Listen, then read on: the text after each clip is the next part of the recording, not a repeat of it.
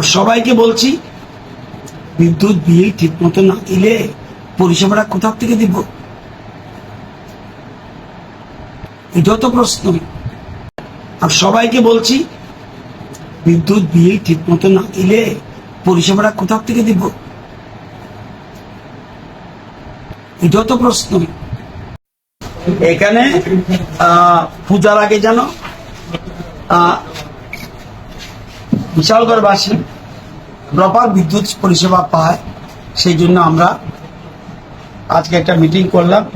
আমার সাথে DGM MD এসছে এবং 2 জেনারেল ম্যানেজার এসছে, ডিজিএম আসছে, এজিএম আসছে এবং সিনিয়র ম্যানেজাররা এসছে। এদিকে আমাদের জনপ্রতিনিধি যারা আছে, এমএলএ সহ, চেয়ারপারসন সহ সবাইকে রেখে একটা মিটিং করেছি। কারণ আমরা 132 কেবি সাবস্টেশনটা চালু করতে পারছি না।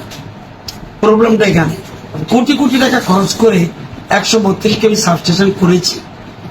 রেলওয়ের কাছে 94 লক্ষ টাকা জমাও দিয়েছে, যে কোনো সময় আসতে পারে। আসলে ওই লাইনটা ঠিক করতে 1 দিন লাগবে, আর টেস্টিং করতে 7-8-10 দিন লাগবে। যে কোনো সময় আসতে পারে। কিন্তু এই আসার সাপেক্ষে যে একটা পুরনো দীর্ঘ বছরে 50-60 বছরের একটা পুরনো লাইন যেটা আছে, এটা যে কোনো সময় নষ্ট হতে পারে, নষ্ট হচ্ছে।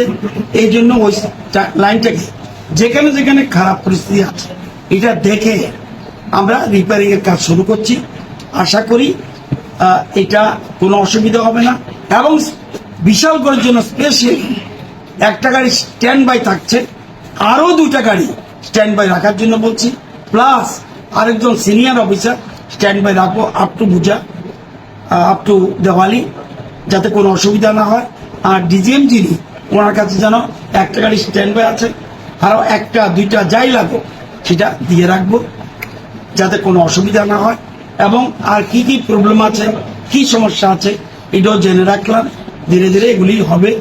তো যাতে আসার মূল উদ্দেশ্য, কয়েকদিন ধরে দেখছি আমাদের চোখে পড়ছে যে বিশালগড়ে একটু প্রবলেম চলছে কারেন্টের। মানে মূল কারণ 132 কেবি সাবস্টেশন, আরেকটা চলিলাময় সমস্যাটা আছে।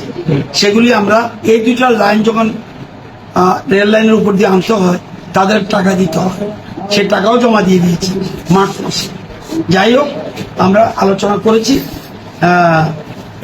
রিসেন্টলি এই বিষয়টা নিয়ে কি রেলওয়ে দপ্তর সাথে আপনার মন্ত্রণালয়ের কোনো কথা হয়েছে?